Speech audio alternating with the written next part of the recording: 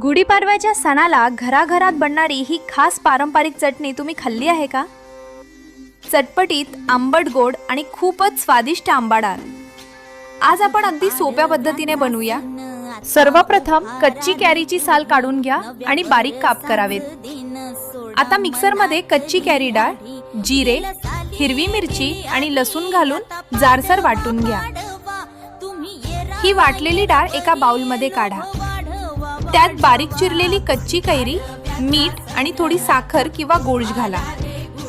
आता वरून जिरे, मोहरी, कढीपत्ता, लाल मिरची ची फोडणी द्या। गुढीपाडव्यासाठी खास पारंपरिक आणि चटपटीत आंबाडाळ तयार आहे।